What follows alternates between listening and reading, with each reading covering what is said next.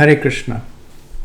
So we will resume our discussion on chapter 8, Attaining the Supreme, from verse 14.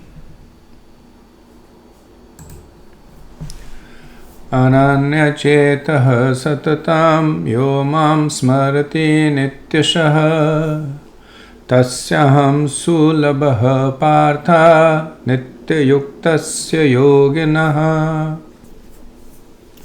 For one who always remembers me without deviation, I am easy to obtain, O son of Pritha, because of his constant engagement in devotional service.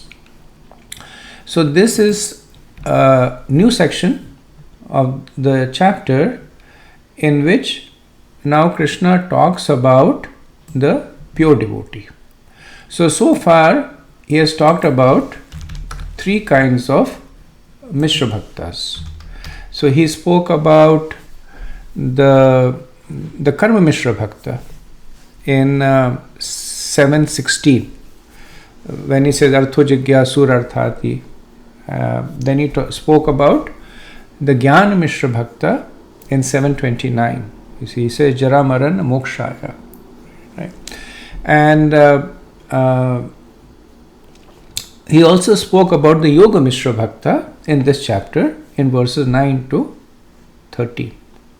Now Krishna speaks about the fourth category of a devotee, which is called Keval Bhakti, which is bhakti that is devoid of any material tinge, whether it is karma, gyan or astang yoga. So Krishna had briefly spoken about it in 7:17. The mood of such a devotee is only to obtain Krishna and nothing else. So there is no contamination, so to speak, of his bhakti by either karma, gyan or asta. So there is no desire to attain the heavenly planets. There is no desire to attain the Brahman, and there is no desire for any siddhis or liberation. So what is the mood of such a person? So Krishna uses the term that nitya yuktasya yoginah. Right? So nitya means regularly, and yuktasya means engaged. So when the grammar of this is analyzed, what it means is that such a person is regularly engaged in the past, in the present, and in the future. And what is the mood of his engagement? Ananya chetah satatam. Right. So there is repetition for emphasis. Ananya means that without deviation, and satatam means without any pause. So without any deviation of the mind and without any pause. Yomam smarati nityastha. Right. So again the word nityastha is used. So we see ananya, we see satatam, we see nityastha. So there is an emphasis on this meditation being constant. So the mood of a pure devotee is that he is not deviated. The causes of the deviation are either material attractions or attraction to the Brahman or the yogic practices. But such a person who has found pure devotion does not deviate at any point of time. Now Krishna also says tasyaham sulabha partha. So sulabh means very easily achieved. Tasya aham. Krishna says, I am very easily achieved. So for such a person who is constantly engaged without deviation in remembering Krishna, nitya yuktasya tasyaham sulabha. So the word tasyaham, the acharyas say, is the word tasya is in the genitive case that indicates that the person is not the doer, but the one who is acted upon. So like if you do some action, then either you are the doer of the action or you are subject to that action. So tasya in the genitive case means that the person does not attain Krishna, but Krishna reveals himself to such a person. Like the person is not the active agent in this sulabha, in this easy attainment of Krishna, but Krishna himself, anxious to meet his devotee who is constantly thinking about him, quickly becomes the cause of the realizations, and he reveals himself. So similar point Krishna makes later on in the Chaturshloki in the 10:10, when Krishna says, Dadami buddhi yogam tam yena mam upayanti te. Where Krishna explicitly says that I give this devotee the intelligence by which he attains me.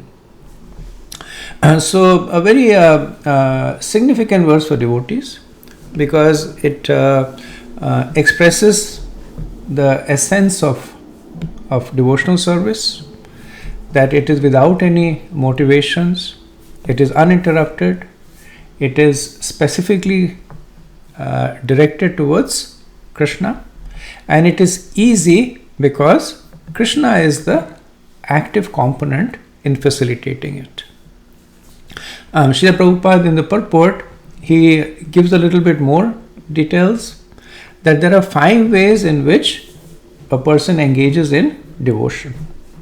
There is the Shantara Bhakta, that is in neutrality.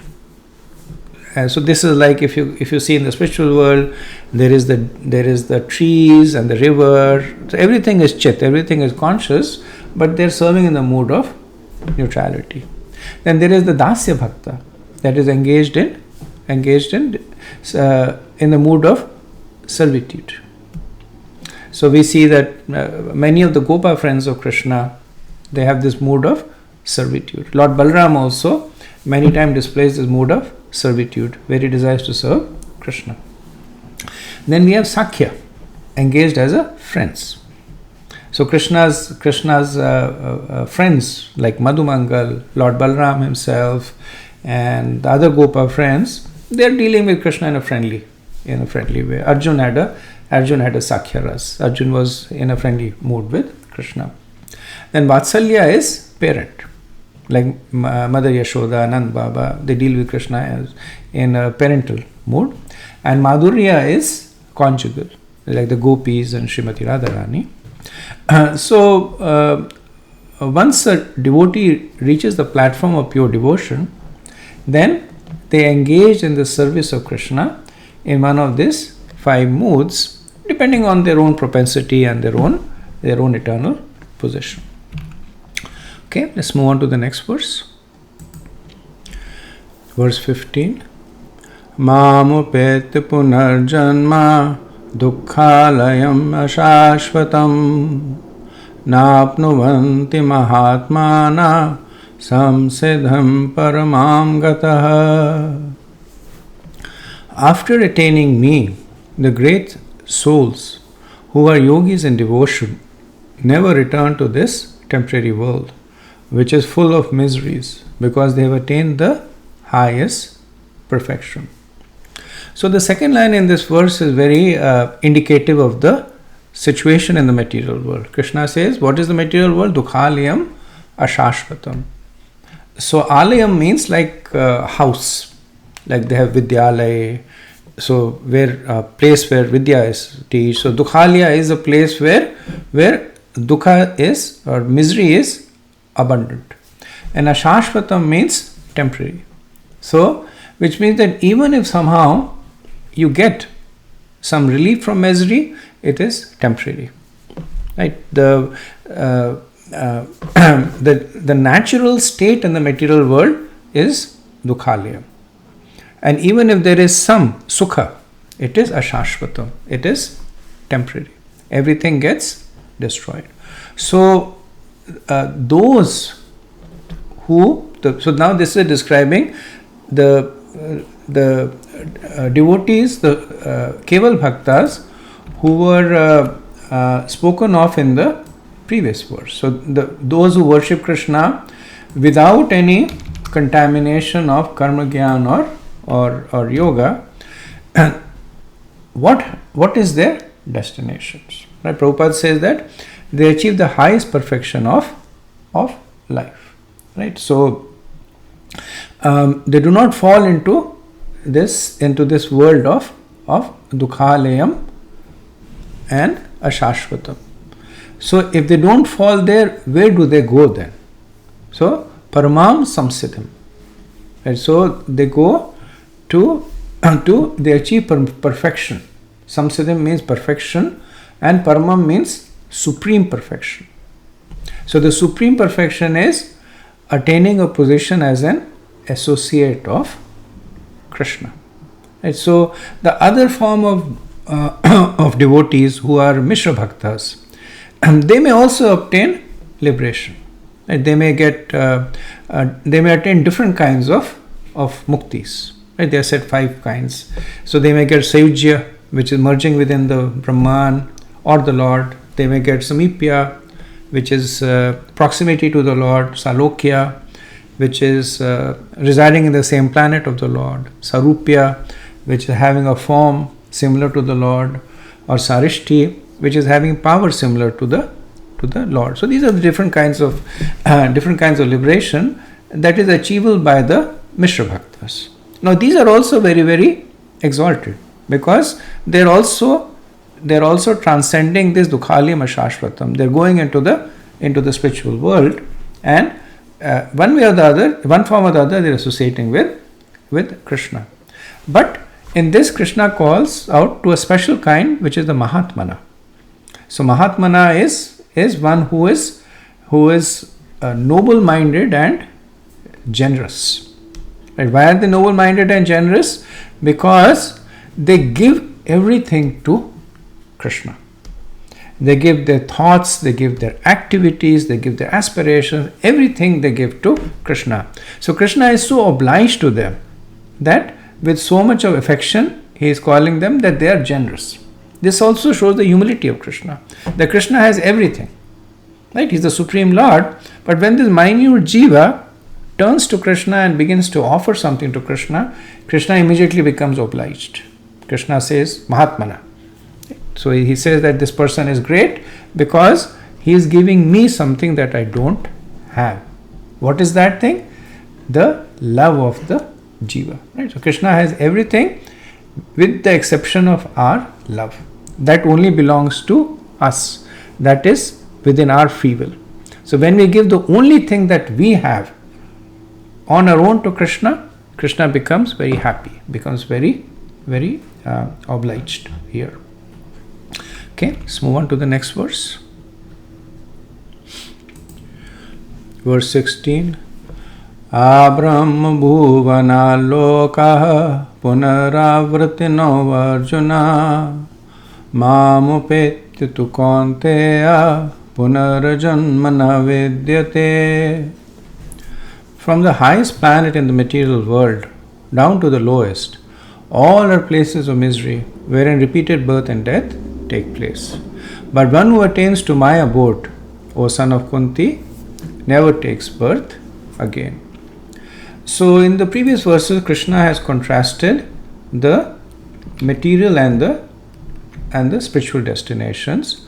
Now he is putting them side by side. Right? So essentially this is a summation. So Abrahma Bhuvanal Loka. So Abrahma, so all the way up till Brahmalok, which is the highest planet in the material world, down to Patal Lok, which is the lowest planet. And the consciousness of the people is very different. In Patal Lok you have people who are asuric, demoniac. And in Brahmalok you have Lord Brahma. You have great sages like Sanat Kumar, great yogis there.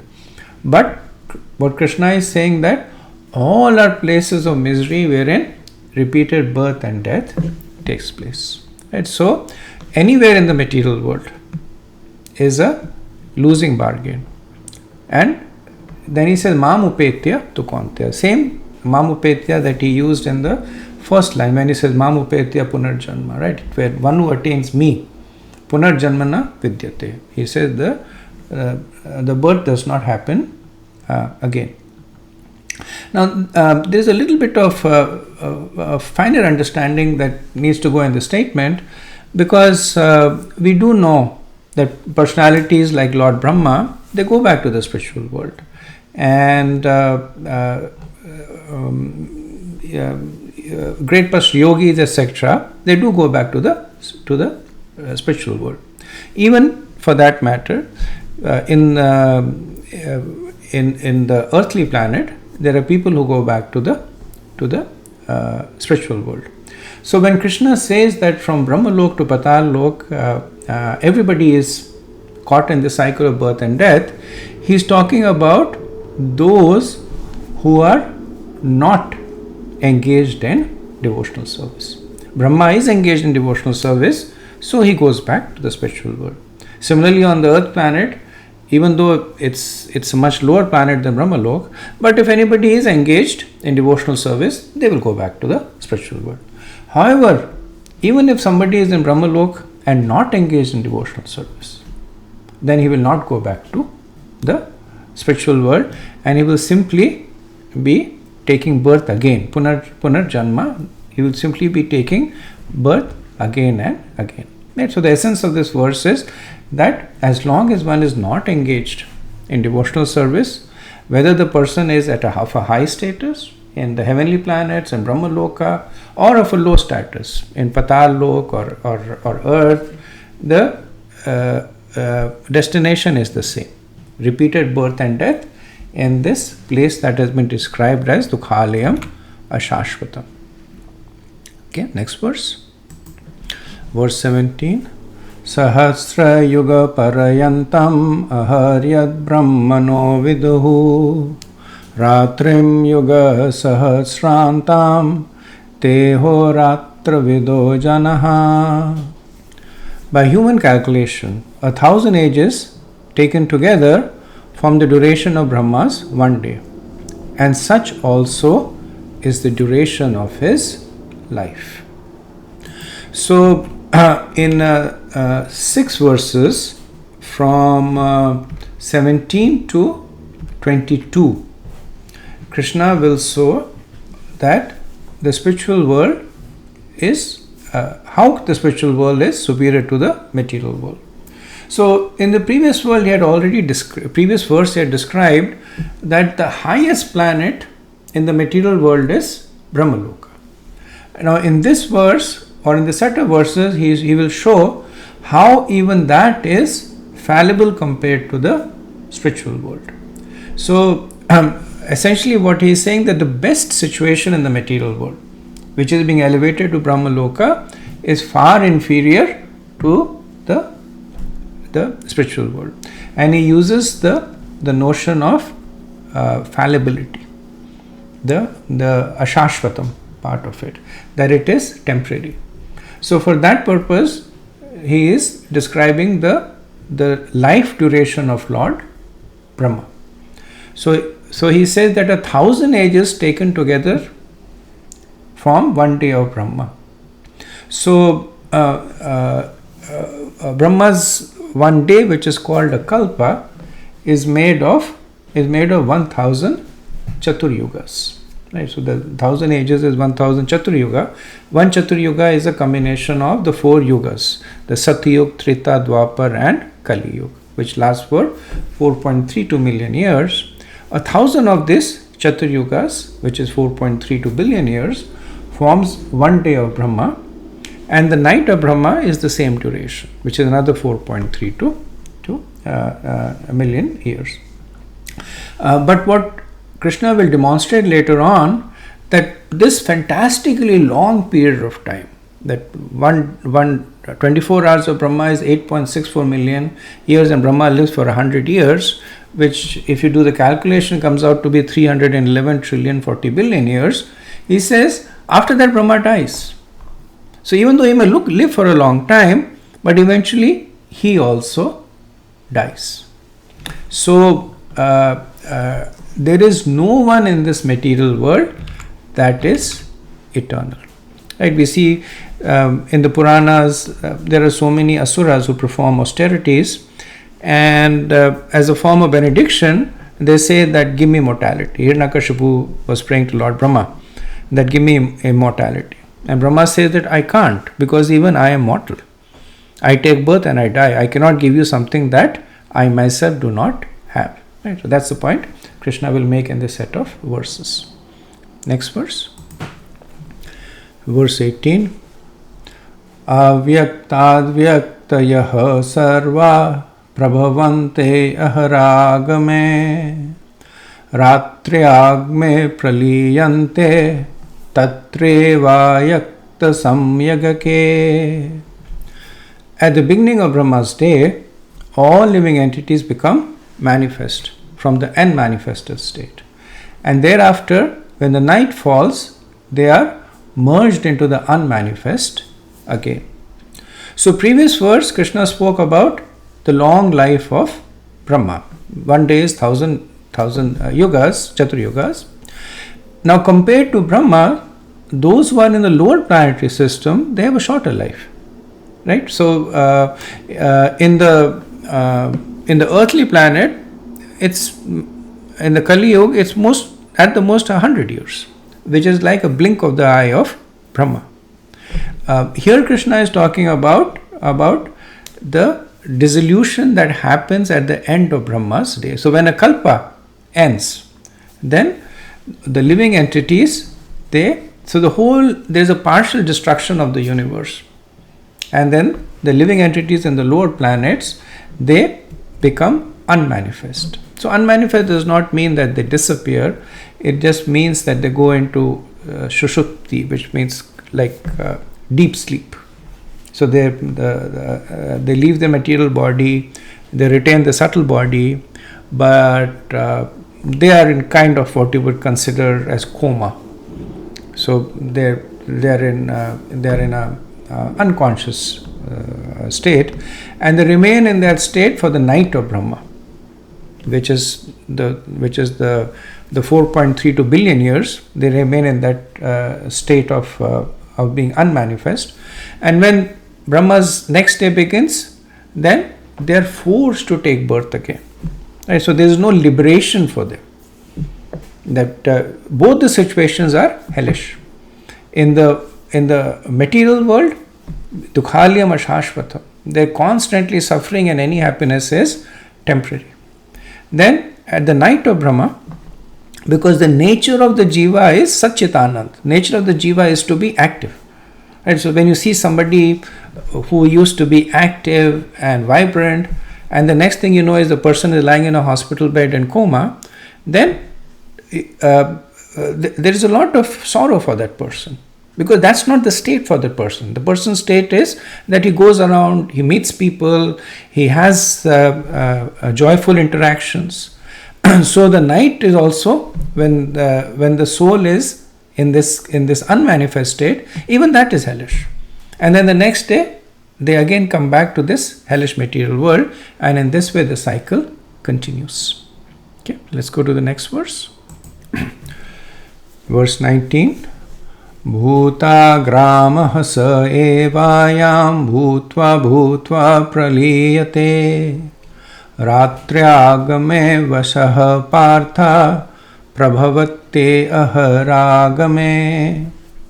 Again and again, when Brahma's day arrives, all living entities come into being, and with the arrival of Brahma's night, they are helplessly annihilated. So these two verses talk about this cycle of repeated manifestation and unmanifestation. So there is a shorter cycle of birth and death that is happening when the subtle body changes material body, and depending on which yuga, which planet, in some cases they will stay in the material body for a very short time. In some cases they might stay for thousands of years, but that transmigration happens. And then there is Brahma's day that is causing, at the onset it causes the manifestation, and when Brahma's night arrives, then the they're annihilated. So annihilated here is contextually does not mean that they are destroyed.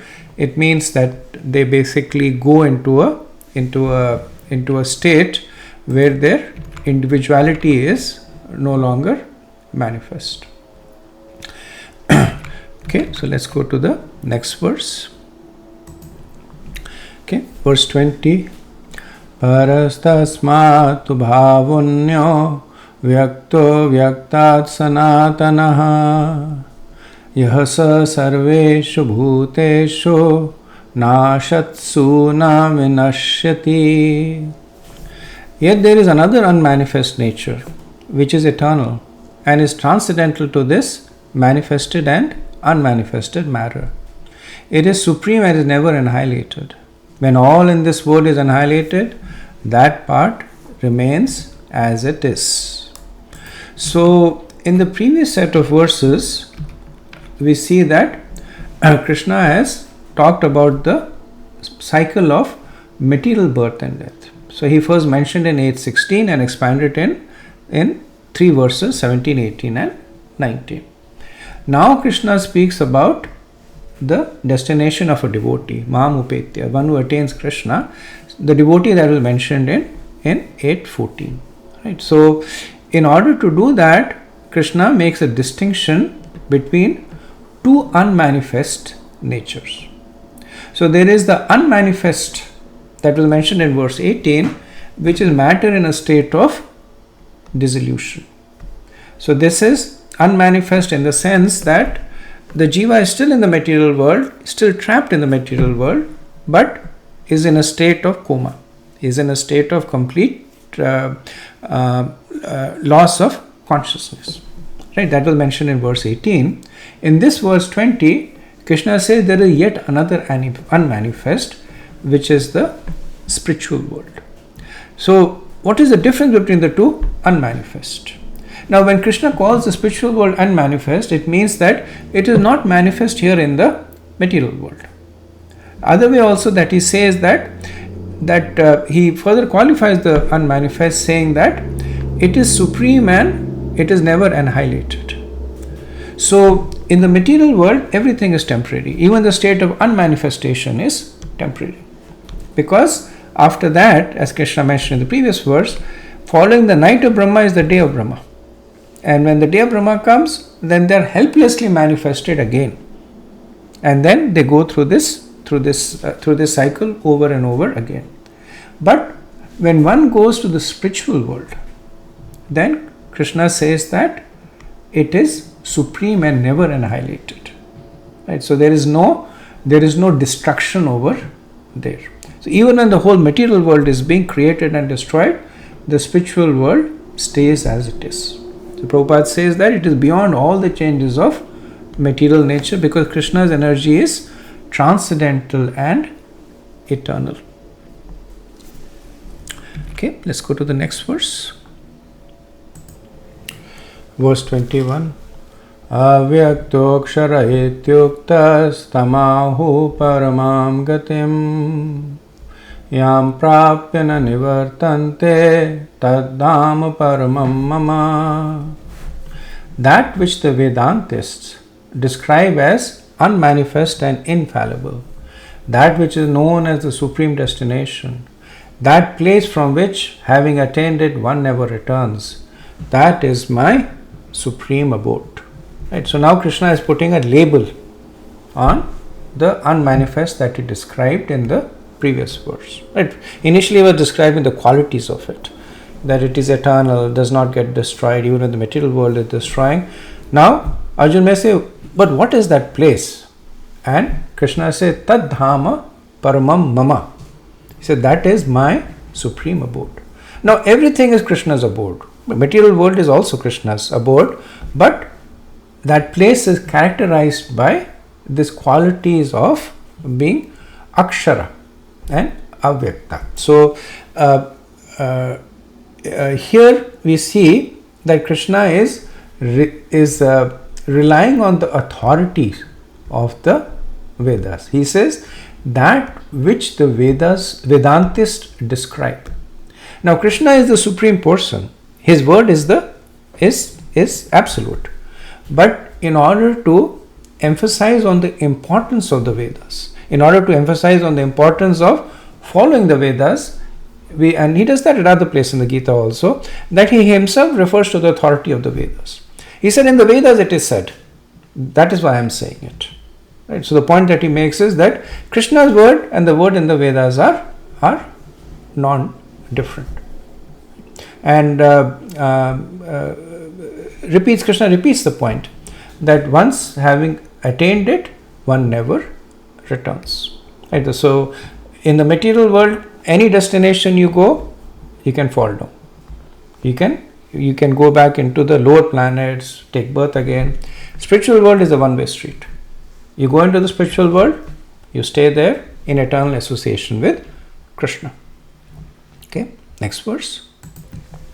So we'll end the discussion over here, and we have a few more verses, 6 more verses that we'll finish in the next discussion.